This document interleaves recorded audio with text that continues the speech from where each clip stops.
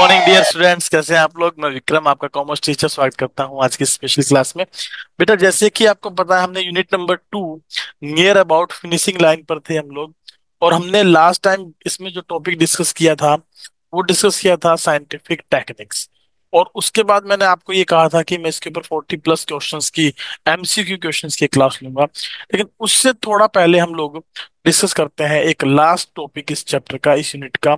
और उसमें हम लोग बात करेंगे nature and characteristics of principles of management के बारे में। ठीक है, उसके बाद हमारी जो लास्ट सबसे लास्ट क्लास जो हम रखेंगे वो रखेंगे इसकी एमसीक्यू पर।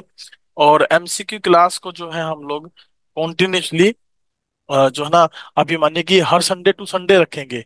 लेकिन इस संडे मैं यूनिट नंबर 1 से आपकी एक कंटिन्यू क्लास करूंगा।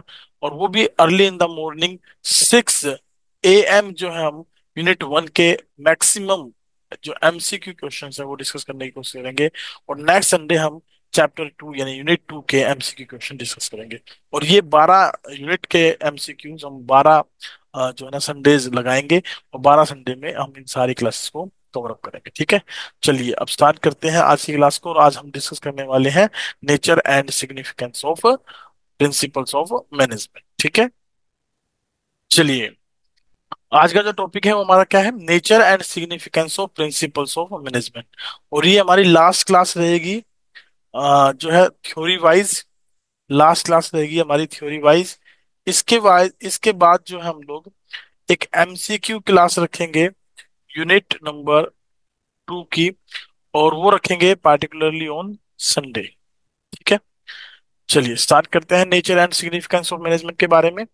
देखिए, अगर हम बात करें नेचर के बारे में या कैरेक्टरिस्टिक्स के बारे में या फीचर्स के बारे में, तो यहाँ पर ओवरऑल मैं आपको सिर्फ एक ही बात समझाना चाहता हूँ कि भाई हम किसी व्यक्ति की नेचर, किसी की कैरेक्टरिस्टिक्स या किसी की फीचर्स देखते हैं तो ये बात चेक करते हैं कि भाई वो एक्चुअल में किस तरीके से बिहेव करता है ना। तो यहाँ प्रिंसिपल ऑफ मैनेजमेंट को हम ये देखेंगे कि ये किस तरीके से बिहेवियरल है, कैसे कैसे इनको हम इम्प्लीमेंट करते हैं, कैसे कैसे ये लगाए जाते हैं, या क्या क्या इनकी एक्चुअल में करेक्टरिस्टिक्स है, फीचर्स है कि भाई हम क्यों इनको ज्यादा इंपॉर्टेंट मानते हैं। तो पहली करेक्टरिस्टिक्स के बारे में अगर बात करें तो सबसे पहली फीचर है इसकी यूनिवर्सल एप्लीकेबिलिटी। देखिए, इसका सिंपल सा मतलब आप समझिए, यूनिवर्सल एप्लीकेबिलिटी का क्या मतलब है कि कहीं पर चले जाएं पूरे हिंदुस्तान के अंदर, पूरे विश्व के अंदर, यूनिवर्सली कहीं चले जाएं आप, वहां पर प्रिंसिपल ऑफ मैनेजमेंट की एप्लीकेबिलिटी है। और हर लेवल पर हमें इनकी रिक्वायरमेंट होती है, हर प्रकार के जो है एम्प्लॉय को इनकी जरूरत होती है, हर प्रकार के ऑर्गेनाइजेशन को इनकी जरूरत होती है। इसका सिंपल मतलब हम ये डिफाइन करते हैं।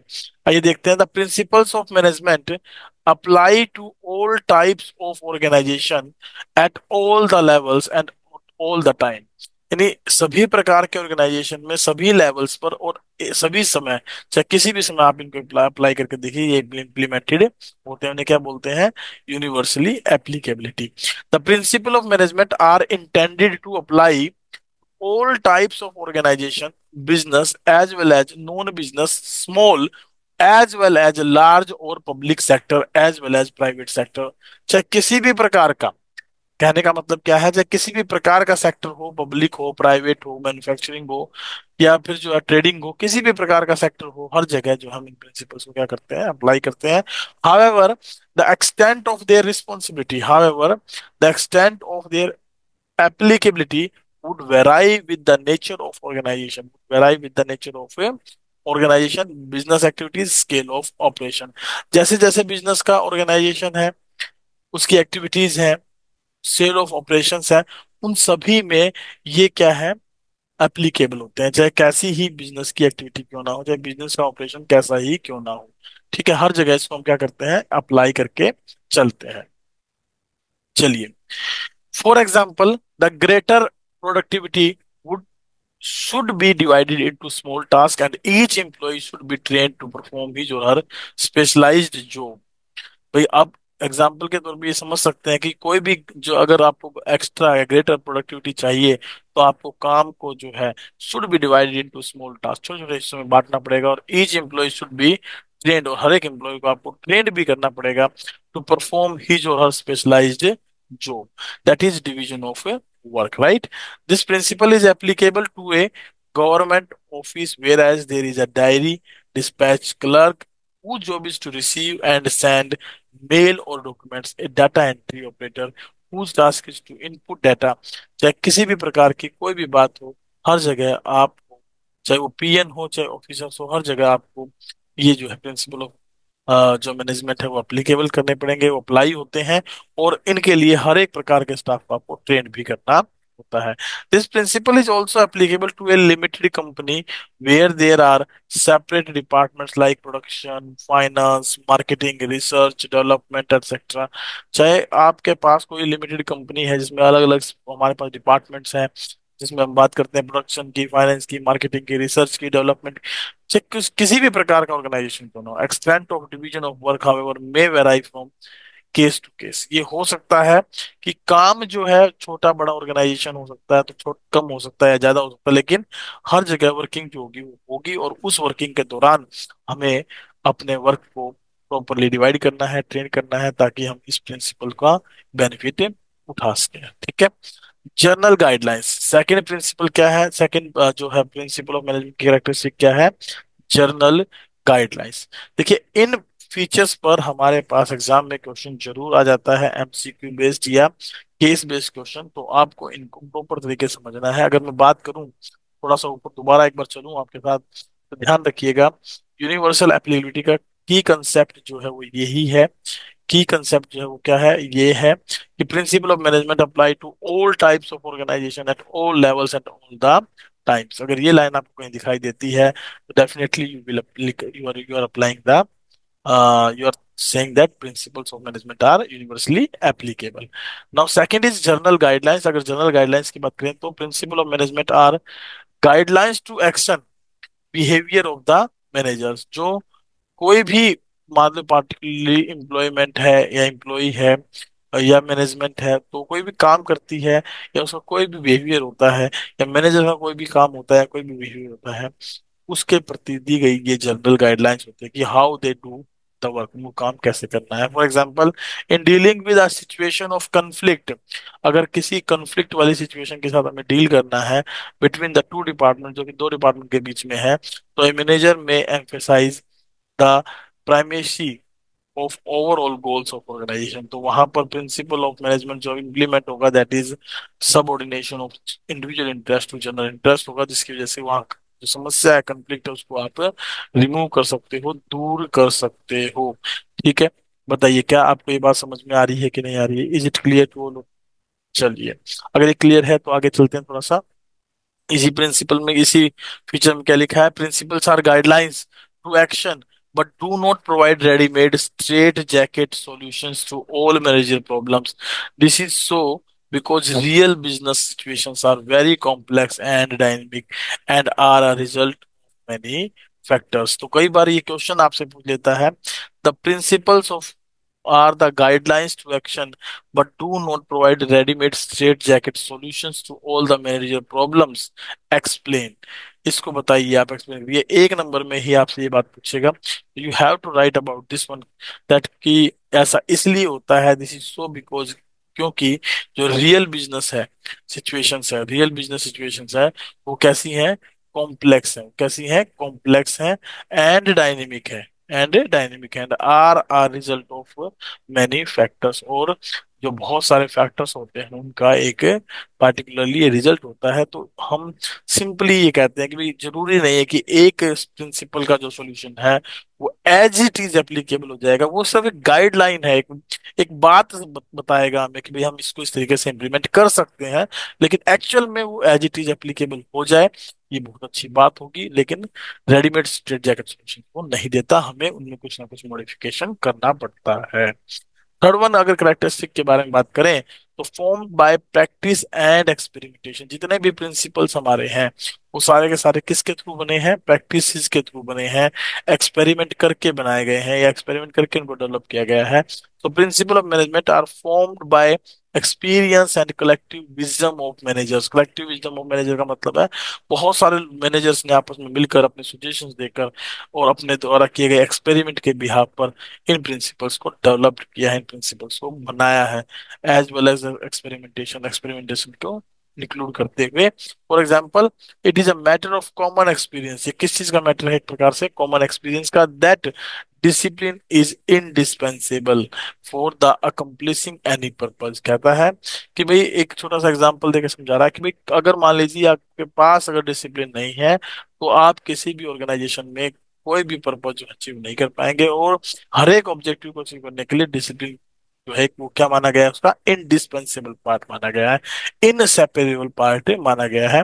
This principle find mentions in the management theory, ये जनरली मैनेजमेंट थ्योरीज में हम इस प्रिंसिपल को देखते हैं।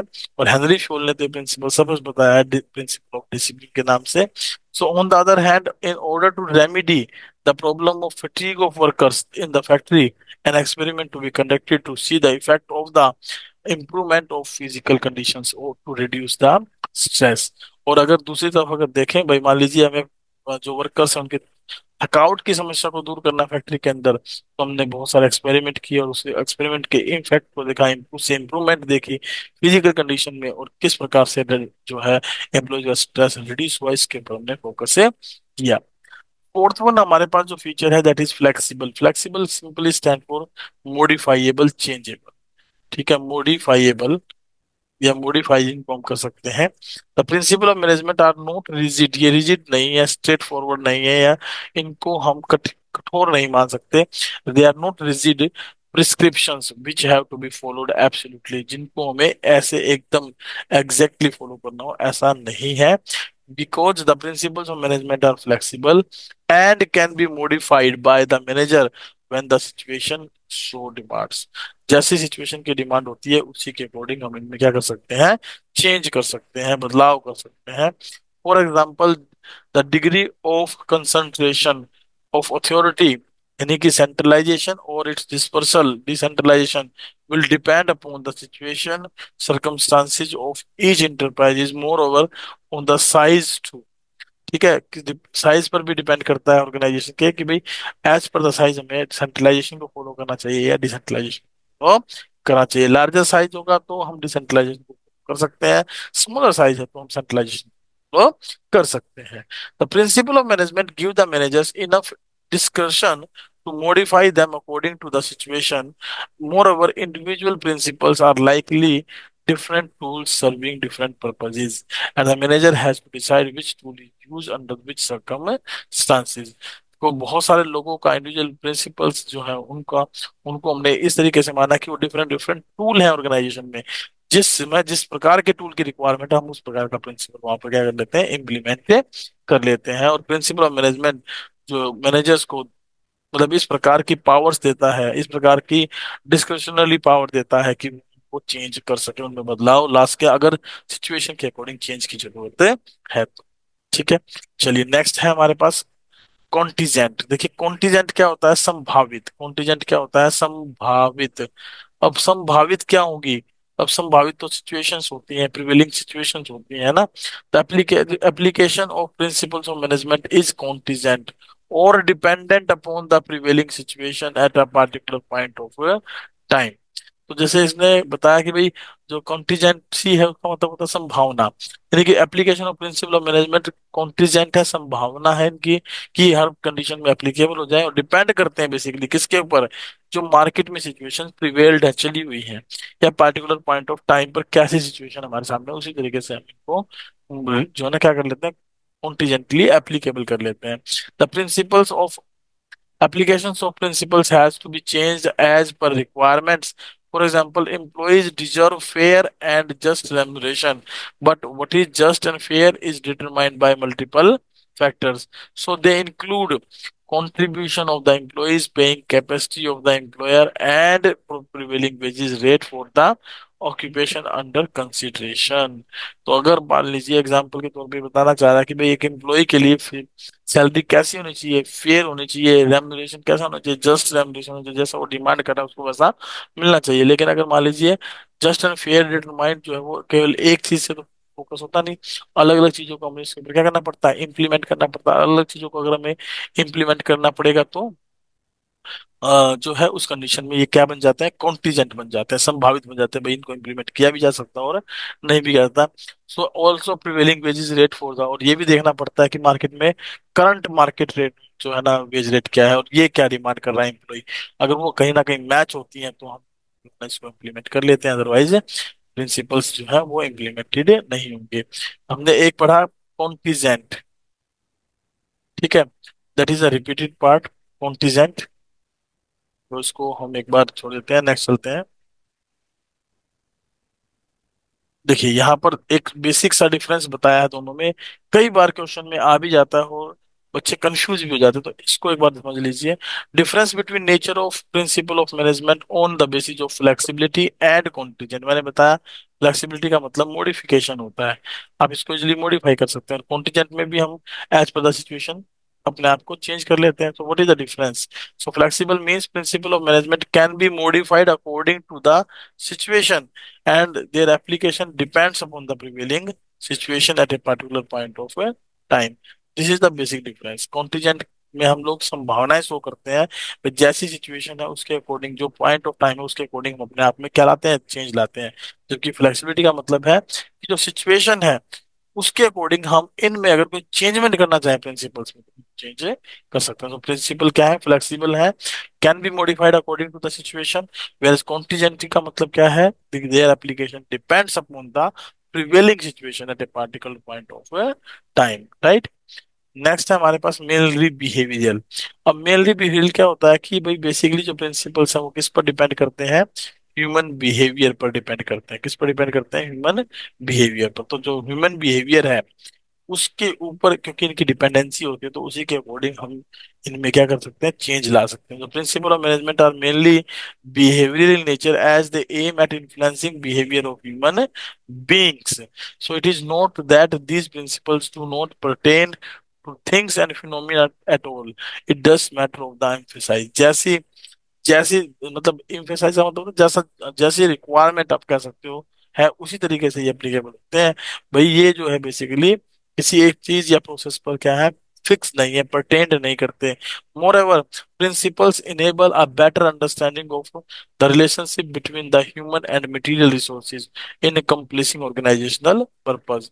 अगर आप देखें तो प्रिंसिपल जो है वो क्या करते हैं, एक अच्छी अंडरस्टैंडिंग डेवलप करते हैं किन के बीच में, ह्यूमन एंड मटेरियल रिसोर्सेज के बीच जो संबंध है उनके दौरान, एंड ऑर्गेनाइजेशनल पर्पज, और जो ऑर्गेनाइजेशनल पर्पज है उनको अचीव करने के लिए ऐसी अंडरस्टैंडिंग इनके द्वारा क्रिएट की जाती है। For example, while planning the layout of A factory, orderliness would require that work flows are matched with by the flow materials and movement of the man, by the flow materials and movement of the man. यानी कि जो material की supply है, material का flow है, वो कैसा होना चाहिए, वो ऐसा होना चाहिए कि वो जो मूवमेंट ऑफ मैन है, लोगों का जो वर्किंग कंडीशंस है उसके साथ वो क्या हो, मैचअप हो, क्या हो, मैचअप। ठीक है। सो जो प्रिंसिपल्स हैं वो क्या है, मेनली बिहेवियरल है, जैसी ह्यूमन टेंडेंसी है, जैसा ह्यूमन बिहेवियर है उसके अकॉर्डिंग हम इनको बेसिकली इंप्लीमेंट करने की कोशिश करते हैं। ये इसकी एक करेक्टरिस्टिक्स है प्रिंसिपल्स ऑफ मैनेजमेंट की। नेक्स्ट है हमारे पास कोज एंड इफेक्ट रिलेशनशिप। देखिए कोज एंड इफेक्ट रिलेशनशिप को आप समझ सकते हैं। कोज एंड इफेक्ट का मतलब होता है कि भाई किसी पार्टिकुलर चीज का यदि आपको प्रभाव देखना है तो उसके लिए चेक करना पड़ेगा कि उसके पीछे का कारण क्या है, उसके पीछे का कारण क्या है। जैसे एग्जांपल के तौर पे मैं कहूँ कि अगर मान लीजिए जून के महीने में, अगर मान लीजिए जून के महीने में बहुत सारी जो है गर्मी पड़ रही है, बहुत अधिक गर्मी पड़ रही है, तो उस गर्मी के दौरान अगर छतरी की डिमांड बढ़ जाती है, अम्ब्रेलाज की डिमांड बढ़ जाती है, या बहुत अधिक बारिश हो रही है सावन के महीने में और फिर अम्ब्रेलाज की डिमांड बढ़ जाती है, तो इसका मतलब ये है कि कारण क्या है उनके पीछे, गर्मी का पड़ना, ज्यादा बारिश का होना, तब जाकर अम्ब्रेलाज की डिमांड क्या हो रही है, बढ़ इफेक्ट हो रही है, प्रभावित हो रही है।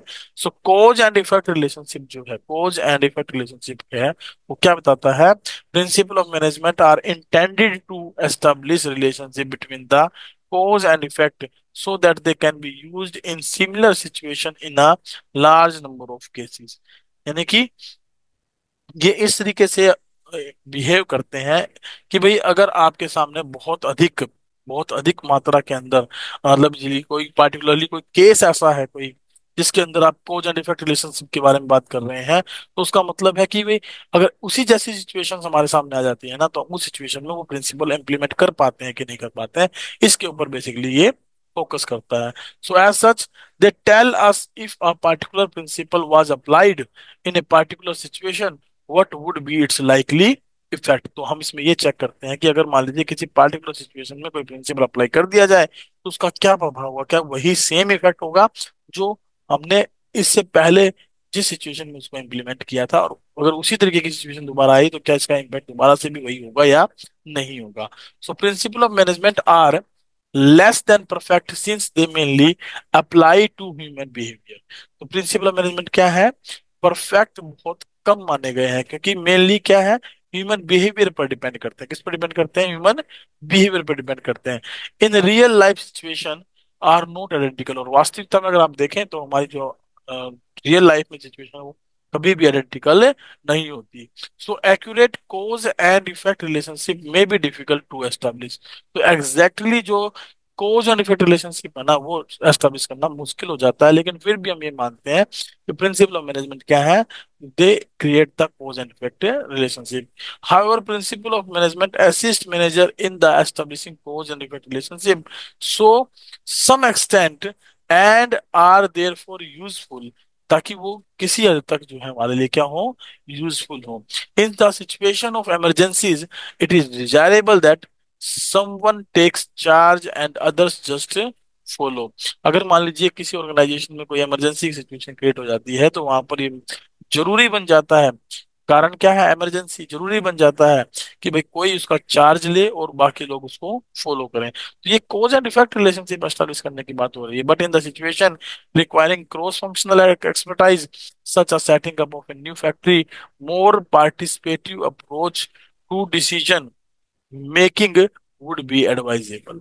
ठीक है, तो उस कंडीशन में क्या होता है कि भाई न्यू फैक्ट्री अगर मान लीजिए कोई आप सेटअप कर रहे हो तो more participative approach to decision making would be advisable. वहां पर हम किसी पार्टिकुलर एक आदमी को चार्ज ना देकर मैक्सिमम लोगों को पार्टिसिपेट करवाएंगे, इन्वॉल्व करवाएंगे, ताकि जो है ना एक अच्छा डिसीजन, एक अच्छा रिजल्ट हमारे सामने आ सके, और decision making would be advisable. और उस कंडीशन में जो है हम यही बात रखते हैं कि भाई हमें पार्टिसिपेटिव अप्रोच को फॉलो करना चाहिए, नहीं कि अलग अलग लोगों की राय लेनी चाहिए किसी नई फैक्ट्री को एस्टेब्लिश करते हुए। ठीक है, so these are the 7 basically features of the principle of management. And last one topic, but not the least, that is significance, importance of principal of management. अब बात ये करते हैं कि ये कहाँ कहाँ पर महत्वता शो करते हैं, कहाँ कहाँ पर ये महत्वपूर्ण हमारे लिए बन जाते हैं प्रिंसिपल ऑफ मैनेजमेंट। सिग्निफिकेंस क्या है, इनका रोल क्या है एक्चुअल में, आप ये कहेंगे। सबसे पहली बात, providing managers with useful insights into reality. जो प्रिंसिपल्स ऑफ मैनेजमेंट होते हैं वो क्या करते हैं, मैनेजर्स को यूजफुल इंसाइट का मतलब होता है some kind of solutions, some kind of directions. ठीक है, डायरेक्शंस प्रोवाइड करते हैं ताकि वो प्रॉपरली इनको फॉलो करके किसी प्रॉब्लम का हल निकाल पाए। So adherence to this principle will add to their knowledge, ability, understanding of managerial situation and circumstances. तो इसका मतलब है जब भी इन प्रिंसिपल को यूज किया जाएगा, फॉलो किया जाएगा, तो उससे जो मैनेजर है उसकी कैपेबिलिटी बढ़ जाती है, उसकी अंडरस्टैंडिंग पावर बढ़ जाती है, उसकी एबिलिटी बढ़ जाती है किसी भी सिचुएशन में, किसी भी सर्कमस्टांसेस में काम करने के लिए अपने आप को तैयार कर लेता है। तो इट विल ऑल्सो इनेबल, क्यों ऐसा क्यों होता है वैसे, क्योंकि जो मैनेज प्रिंसिपल ऑफ मैनेजमेंट है वो एक प्रकार का मतलब इस तरीके की सॉल्यूशन प्रोवाइड करते हैं जिससे उनका काम क्या हो जाता है, इजी हो जाता है, और उनको किसी भी सिचुएशन को हैंडल करने की एक नॉलेज हो जाती है। It will also enable managers to learn from past mistake. और ये मैनेजर्स को इस इतना लायक बनाता है, इतना इनेबल करता है, कैपेबल करता है कि वो पास्ट मिस्टेक जो उसने की है उनसे कुछ सीख सके, एंड कंजर्व टाइम, और भविष्य में समय को बचा सके बाय सॉल्विंग रैकरिंग प्रॉब्लम्स। अगर उसी तरीके की प्रॉब्लम हमारे सामने आती है तो उन प्रॉब्लम को सोल्व करके काफी समय की वो हमारे लिए क्या कर सके, बचत कर सके। So as such management principles increases managerial efficiency. तो हम ये कह सकते हैं कि जो प्रिंसिपल ऑफ मैनेजमेंट है वो क्या करता है, एक प्रकार से मैनेजरियल एफिशिएंसी को बढ़ाता है। For example, a manager can leave routine decision making to his subordinate and deal with exceptional situation which requires or his or her expertise by following the principles of centralisation and decentralisation. Example के तौर पर आप ये समझिए कि अगर मान लीजिए किसी पार्टिकुलर सबऑर्डिनेट को हम ये कोई भी एक रूटीन का जो डिसीजन होता है उसमें सबऑर्डिनेट को ये कहते हैं भाई आप डिसीजन लो, और हम केवल एक्सेप्शनल सिचुएशन में ही आपके साथ आएंगे, तो वहां पर हम बेसिकली किसको फॉलो कर रहे हैं, सेंट्रलाइजेशन एंड डिसेंट्रलाइजेशन। जब हमने सारी डिसीजन पावर किसी एम्प्लॉय पर छोड़ दी तो डिसेंट्रलाइजेशन की बात हो रही है, और स्पेशल कंडीशन में अगर पावर हम अपने हाथ में रखेंगे तो हम सेंट्रलाइजेशन के बारे में बात कर रहे हैं। Is it clear? चलिए नेक्स्ट है हमारे पास optimum utilization of resources and effective administration.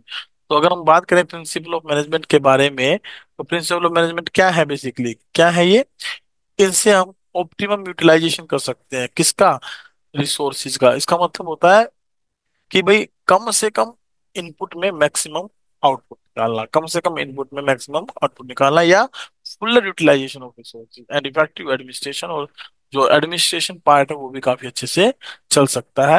Resources both human and material available with the company are limited, so they must be used optimally. ये कैसे यूज होने चाहिए, ऑप्टिमली। ऑप्टिमली का मतलब होता है बिल्कुल accurately, optimum utilisation, maximum utilisation और maximum production के साथ, that is in such a manner that they should be give maximum benefit with the minimum cost।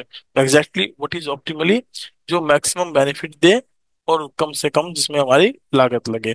so principles of management help in optimum utilization of resources by equipping the managers to foresee the cause and effect relationship, to foresee the cause and effect relationship of their decisions and actions, their decisions and actions। So as such, the wastage associated with a trial and error approach can be overcome। तो इस तरीके से जो हम बार बार trial and error approach करते हैं तो उसको हम रिमूव कर सकते हैं, उससे हम ऊपर आ सकते हैं ताकि हमारी मैक्सिमम जो है सोल्यूशन किए जा सके।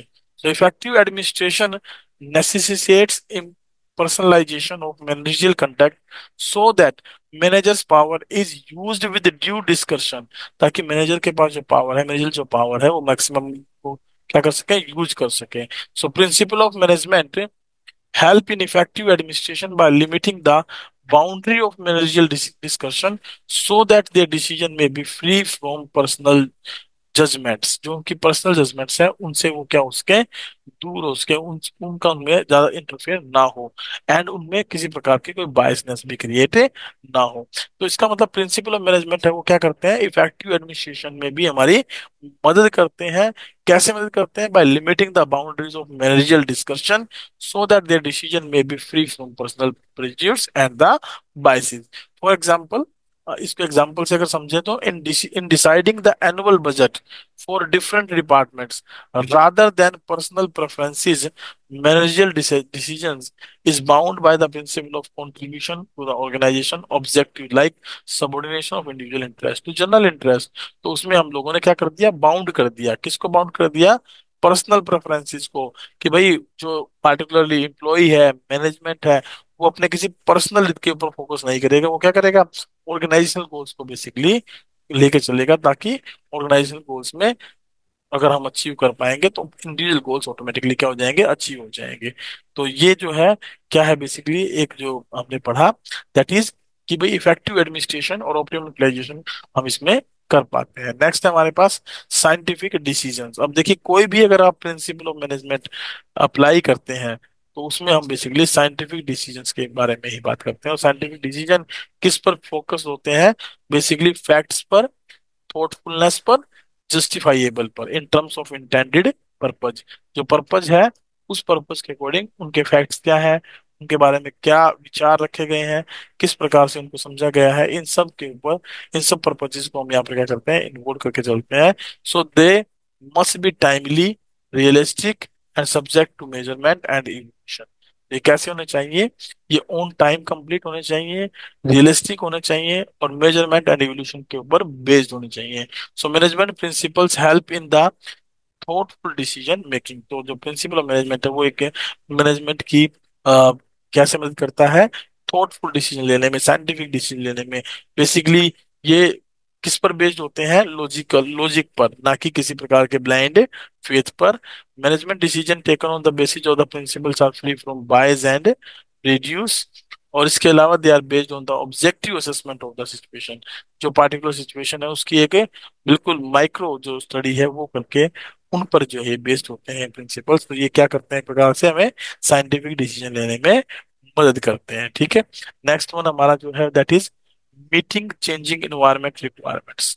जो इन्वायरमेंट रिक्वायरमेंट्स हैं उनमें जो बदलाव आ रहे हैं उन बदलाव को फेस करने में, मीट का मतलब फेस करने में ये क्या करते हैं, हमारी मदद करते हैं। Although the principles are in the nature of general guidelines but they are modified and as such help managers to meet changing requirements of the environment।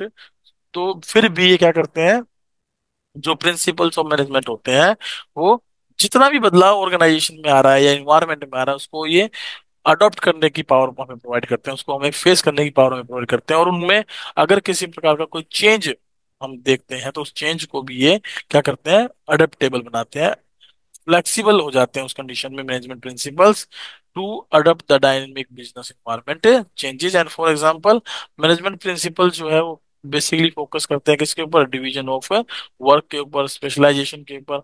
अगर मॉडर्न टाइम की बात करें तो principle has been extended to the entire business whereas companies are specializing in their core competency and divesting non core business businesses. यानी कि तो आप देखते हैं कि अगर मॉडर्न टाइम में बात करें तो बहुत सारे प्रिंसिपल्स ऐसे हैं जो कि काफी एक्सटेंड हो गए हैं, पूरे पूरे ऑर्गेनाइजेशन में इम्प्लीमेंट होते हैं। जैसे स्पेशलाइजेशन का बिजनेस है तो उसमें कुछ स्पेशल एक्टिविटीज हमने फिक्स कर दी तो वो पार्टिकुलर जो एम्प्लॉय ही परफॉर्म करता है। कुछ ऐसी एक्टिविटीज जो नॉन कोर बिजनेस एक्टिविटी होती हैं उनको हम अदर पर्सन को क्या देते हैं, हैंड ओवर कर देते हैं।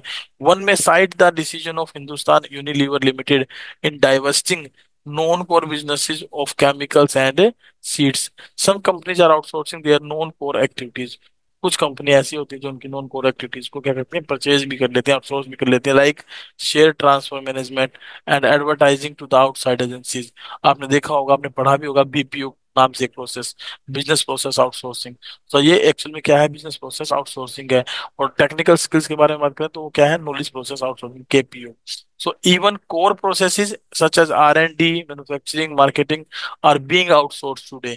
तो both are very much famous due to of this principle of management, what is BPO and KPO। ये दोनों काफी फेमस हो चुके हैं, काफी काफी इनकी हम जो है ना फॉलो करते हैं इनको due two of the principles of management. क्योंकि बदलते एनवायरनमेंट में प्रिंसिपल ऑफ मैनेजमेंट अपने आप में क्या कर लेते हैं, चेंज कर लेते हैं। यानी कि वो मैन मेड है तो हम उनमें बदलाव ला सकते हैं, उनमें चेंजेस ला सकते हैं। Fulfilling social responsibility, fulfilling social responsibility की अगर हम बात करें तो ऑर्गेनाइजेशन के अंदर जो सोशल रिस्पॉन्सिबिलिटीज है उनमें भी हम जो है उनको भी क्या करते हैं, फुलफिल करते हैं। They increase awareness of public forces business especially limited companies to fulfill their social responsibilities।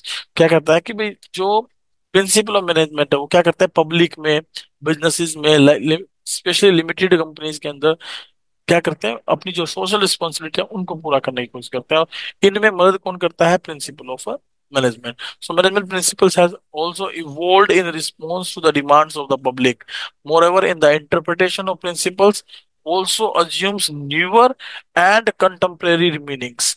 मतलब जो लेटेस्ट हैं, जो चेंजेस हैं या कंटेम्परेरी हैं, उन शब्दों को, उन उनके अर्थों को with the change in time जो है इंटरप्रेट करने की कोशिश करते हैं principal of management. So if we talk of equity today, it does not apply to wages alone। अगर हम बात करें आज इक्विटी के बारे में तो इसका खाली मतलब वेजेस से नहीं है। Value of the customer, care for the environment, dealings with the business associates would all come under the pure view of this principle।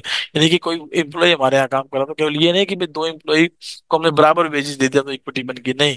वहां पर हर प्रकार की बात, चाहे वो कास्ट की बात हो, चाहे उसके रिलेशन की बात हो, चाहे धर्म की बात हो, किसी भी तरीके से हो, चाहे बिजनेस से वो किस तरीके से एसोसिएटेड है, प्योर भी जो है प्रिंसिपल ऑफ इक्विटी आजकल चेंज हो चुका है इन द मॉडर्न टाइम। और ये सब प्रिंसिपल ऑफ मैनेजमेंट की वजह से ही पॉसिबल हो पाया है। तो चलिए नेक्स्ट पॉइंट है हमारा, six point, management training, education and research. इसमें बेसिकली तीन बातें शामिल है, management training, education and research.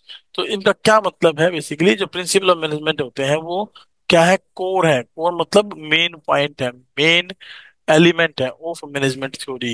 As such these are used as a basis for management training, education and research.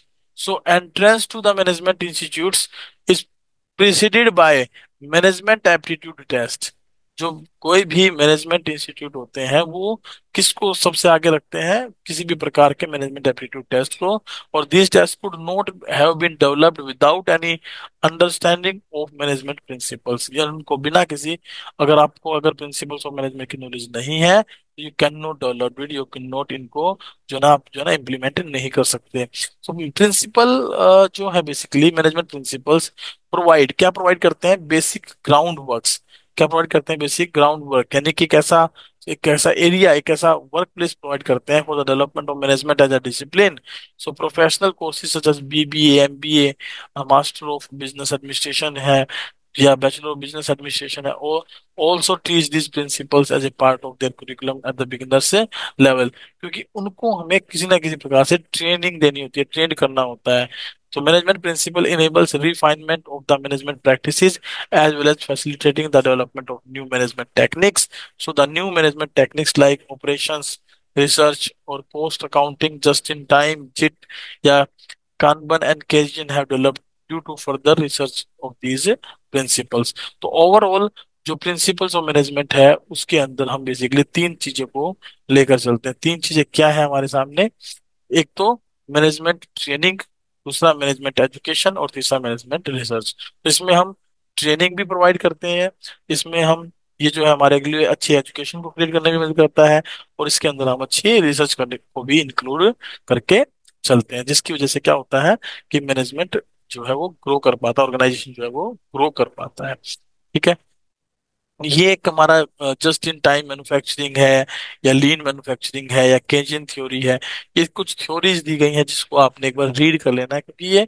Specially जो है ना फॉलो अप की गई है किसी ना किसी ऑर्गेनाइजेशन में due two of the changing scenario, changing environment. कई बार ये पूछ लेते हैं कि भाई सिक्स सिग्मा क्या है, तो सिक्स सिग्मा को भी आपने पढ़ना है। हालांकि this is not a part of syllabus, but ये एक्स्ट्रा सोर्स में है, तो आप इनको रीड भी करेंगे, इनको देखेंगे भी। ठीक है, तो nature characteristic features of management जो है वो आपके सामने जो हमने बेसिकली डिस्कस किया, जिनमें हमने जनरल गाइडलाइंस देखी या प्रैक्टिस एंड एक्सपेरिमेंट के द्वारा ये बने, यूनिवर्सली एप्लीकेबल हैं, फ्लेक्सिबल हैं, कॉन्टिजेंट हैं, बिहेवियरल हैं, कोज एंड इफेक्ट रिलेशनशिप क्रिएट करते हैं। साथ ही साथ जो सिग्निफिकेंस ऑफ मैनेजमेंट प्रिंसिपल्स हैं वो हमने देखे कि कैसे ये यूजफुल इंसाइट प्रोवाइड करते हैं, न्यू रियल वर्ल्ड सिचुएशंस को क्रिएट करते हैं, या ये ऑप्टिमल यूटिलाइजेशन ऑफ रिसोर्स करने में हमारी मदद करते हैं, या अगर हम बात करें तो साइंटिफिक डिसीजन लेने में हमारी मदद करते हैं, कैसे ये जो है मीटिंग चेंजिंग इन्वायरमेंट, जो बदलता वातावरण है उसको ठीक करने में, उसको अडॉप्ट करने में हमारी मदद करते हैं, कैसे ये सोशल रिस्पॉन्सिबिलिटी को फुलफिल करने में मदद करते हैं by providing the goods on time, और कैसे ये जो है मैनेजमेंट को हेल्प करते हैं प्रॉपर ट्रेनिंग में, एजुकेशन में, रिसर्च में, कैसे by providing the basic ground work, एक ऐसा वर्क प्लेस प्रोवाइड करके जहाँ पर वो मैनेजमेंट अपने आप के अंदर एक डिसिप्लिन क्या कर सके, क्रिएट कर सके। तो this is all about for today's topic. अगर हम बात करें तो हमने इस पूरी यूनिट से बेसिकली जो है क्या क्या सीख लिया, प्रिंसिपल ऑफ मैनेजमेंट का मीनिंग हमने देख लिया, ठीक है, इसके फीचर्स भी आप हमने पढ़ ली, करेक्टरिस्टिक्स भी हमने पढ़ ली, फीचर्स एंड करेक्टरिस्टिक्स हमने पढ़ ली, और नेचर सिग्निफिकेंस हमने इसका देख लिया। दूसरा हमने इसमें देख लिया कि हेनरी फ्योल के 14 प्रिंसिपल्स कौन से हैं। तीसरा हमने देख लिया कि एफ डब्ल्यू टेलर के जो प्रिंसिपल्स हैं साइंटिफिक वो क्या है, साइंटिफिक टेक्निक्स हैं वो क्या है।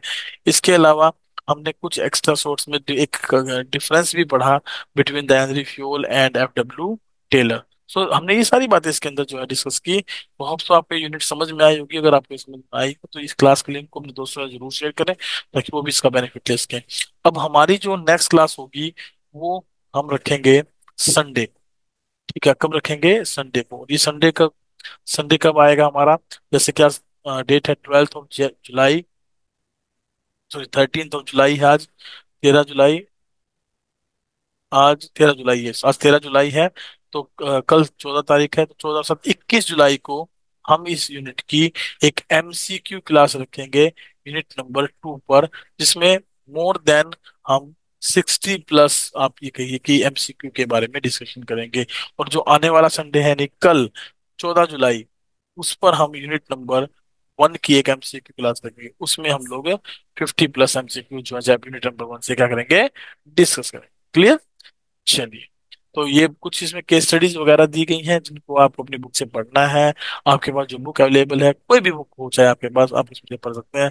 अगर आपको लगता है कि नहीं सर ये जो है हमें प्रोवाइड कर दीजिए, तो आप मुझे मेरे नंबर पर व्हाट्सअप कर दीजिए 9671925624। मैं आपको ये जो सुभाष देसर की कंप्लीट पीडीएफ बुक है ये आपको प्रोवाइड कर दूंगा, ताकि आप प्रॉपरली इनको क्या कर सकें, रीड कर सकें, पढ़ सकें। इसमें कुछ क्वेश्चन दिए गए हैं और एट द एंड हमें कुछ इसमें सेल्फ असेसमेंट टेस्ट भी दिए गए हैं। उन सेल्फ असेसमेंट टेस्ट को भी आपने यहाँ से कर लेना है। ठीक है, प्लीज लाइक, शेयर, सब्सक्राइब और कमेंट। और अगर किसी को इन पीडीएफ की रिक्वायरमेंट है तो मुझे, अगेन मैं रिपीटिंग माई नंबर, 9671925624 पर कमेंट कर सकते हैं। आप व्हाट्सअप कर सकते हैं, ताकि मैं आपको ये पीडीएफ प्रोवाइड करूँ। That is all about for today's class. Thank you very much. Hope so कि आपकी क्लास अच्छी लगी होगी और आपको समझ भी आई। ठीक है, तो आप अपने इस क्लास के लिंक को शेयर करते रहिए और कल के लिए तैयार रहिए। मॉर्निंग में मैं 6 जो है AM पर, early in the morning 6 AM पर यूट्यूब पर एक क्लास रखूंगा, जिसमें मैं यूनिट 1 के MCQ क्वेश्चन आपसे डिस्कस करने वाला हूँ। Bye bye, take care, have a good day.